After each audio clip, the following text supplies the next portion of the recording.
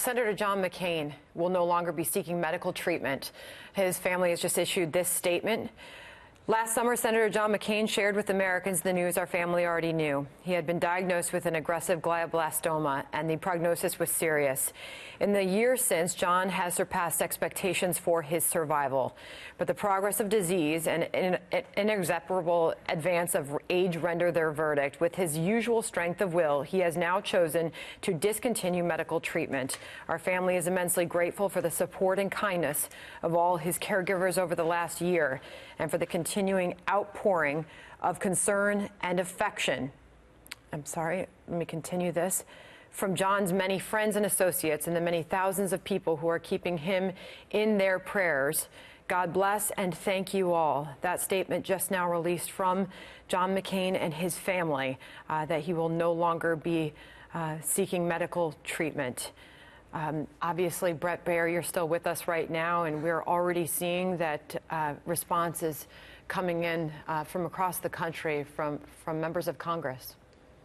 Yeah, an American hero and someone who served his country not only in the U.S. military, but up here on Capitol Hill for decades. You're going to see these statements coming out now nonstop. Governor Doug Ducey just releasing just that. John McCain is an American hero, always putting the country before self. From Vietnam to the halls of the U.S. Senate, the spirit and service of civility that has guided Senator McCain's life stands as a model for all Americans, regardless of political affiliation. Angela and I had the great privilege of visiting with Senator McCain and Cindy in May. Then and now our prayers and our hearts are with them and their entire family. That from the governor of Arizona. John McCain has been a staple here, obviously in the middle of a lot of controversial votes. He has always said that he was going to stand for what he believed.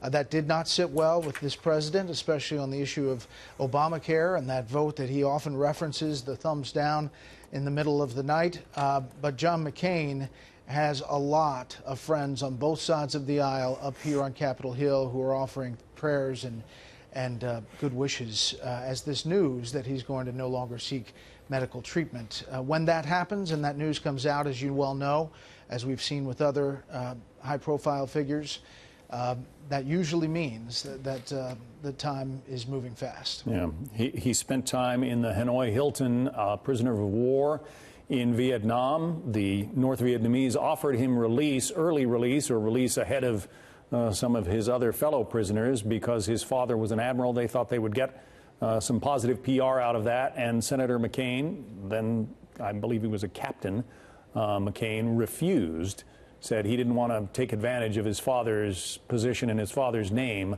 to win early release. He has lived the courage of his convictions. If you think of any other figure in American history and political life who has spent his life serving the country, I don't think you can think of one who has served in as many ways as John McCain, and to the extent that he served. You mentioned his time in the Hanoi Hilton as a prisoner of war, and that experience he often reflected on as he was running for president and was the GOP nominee, and also as senator, in some stiff, firm stances about torture and what the guidance should be moving forward as we go through counterterrorism operations around the world. He is the biggest supporter up on Capitol Hill of the U.S. military. Anybody in the Pentagon will tell you they shuddered sometimes when they had to testify in front of John McCain. He was always looking out after every dollar, but he 100% was behind and is behind the men and women of the U.S. military. And you'll see these statements, I think, pouring out in the next few minutes. And as we all know, Meghan McCain was a former colleague of all of ours here at the Fox News Channel. She has now also posted this statement from her family and issued her own statement. Brett, she writes, "My family is deeply appreciative of all the love and generosity you have shown us during this past year. Thank you for all your continued support and prayers. We could not have made it this far without you. You've given us strength to carry on." Meghan's made it very clear that she spent a lot of time heading home and being by her father's side through all of this. They're extremely close, Brett. Yeah, and you well know, but being on the couch with her, outnumbered, how much she revered her dad and loved him and does. She took time away from work to be with him, and we know that she spent a lot of time with him in Arizona. And these times will be crucial as the family is making, and Senator McCain is making this decision to stop medical treatment. I think you're going to see this be an interesting point up on Capitol Hill as senators especially who've worked with John McCain on both sides of the aisle reflect on his final speech on the floor of the Senate, where he talked about getting things done, going through the regular process of the Senate. And you may see and hear some reflection in coming days about Senator John McCain's mandate as he was kind of giving his last speech on the floor. John McCain, the senator, will no longer be seeking medical treatment. His family just releasing that statement a few moments ago. Brett Baer, thank you for joining us this morning. We'll have more on this coming up.